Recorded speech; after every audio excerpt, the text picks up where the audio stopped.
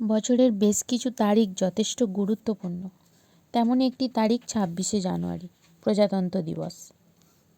নেতাজির জন্মজয়ন্তীর পরপরই দিনটিকে ঘিরে আমাদের সকলের দেশাত্মবোধ উদ্দীপ্ত হয়ে ওঠে।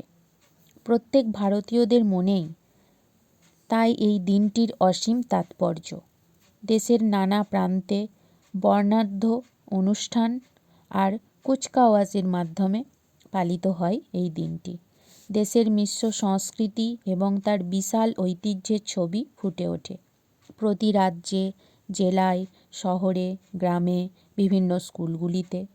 শুধু রাজধানীর প্রাণকেন্দ্রেই দিনটি পালন করা হয় তা নয়। তেরঙ্গা পতাকার নিচে জড়ো হয়ে দেশের গণতন্ত্রকে শ্রদ্ধা জানানো, জাতির জনক মহাত্মা গান্ধী ২৬শে জানুয়ারিকে নাম দিয়েছিল স্বতন্ত্রতা সংকল্প দিবস। পণ্ডিত জওহরলাল নেহরুর নেতৃত্বে ১৯২৯ সালের শেষ দিকে পূর্ণ স্বরাজ আনার শপথ নেওয়া হয়েছিল। এরপরই ১৯৩০ সালের ২৬শে জানুয়ারি ওই দিনটিকে স্বাধীনতা দিবস বলে ঘোষণা করা হয়। তবে শেষ পর্যন্ত এটি কার্যকর হয়নি। ১৯৪৭ সালের ২০০ বছরের পরাধীনতা ঘুচিয়ে ভারত যখন ১৫ই আগস্ট স্বাধীনতা অর্জন করে, তখন ১৫ই আগস্টই স্বাধীনতা দিবসের মর্যাদা পায়। এর ফলে ২৬শে জানুয়ারি তারিখের তাৎপর্যে বদল আসে। স্বাধীনতা অর্জন ১৯৪৭ সালে হলেও তখনও সংবিধান তৈরি হয়নি। প্রায় ২.৫ বছর পর তৈরি হলো পৃথিবীর মধ্যে বৃহত্তর সংবিধান, ভারতের সংবিধান। ১৯৫০ সালের ২৬শে জানুয়ারি কার্যকর করা হলো দেশের সংবিধান। সেই থেকেই ২৬শে জানুয়ারিকে প্রজাতন্ত্র দিবস হিসাবে ঘোষণা করা হয়। দেশের জন্য প্রাণপণ লড়াইয়ে থাকা স্বাধীনতা সংগ্রামীদের এই দিনটিতে শ্রদ্ধা জানানো হয়। একের পর এক বীর সংগ্রামীদের আত্মবলিদানকে স্মরণ করা হয়।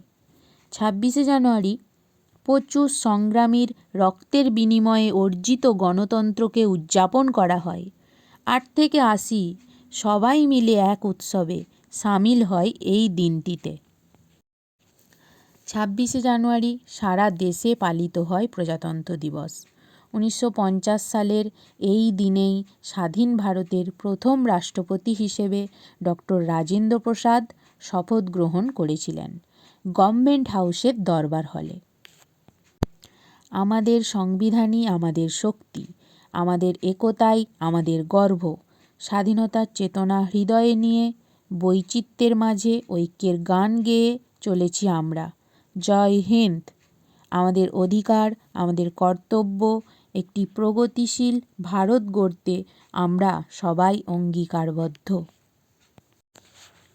প্রজাতন্ত্র দিবস কেবল একটি জাতীয় উদযাপন নয়, এটি আমাদের সংবিধান কার্যকর হওয়ার দিনটির প্রতি শ্রদ্ধাঞ্জলি, যা ভারতকে বিশ্বের বৃহত্তম গণতন্ত্রে রূপান্তরিত করে।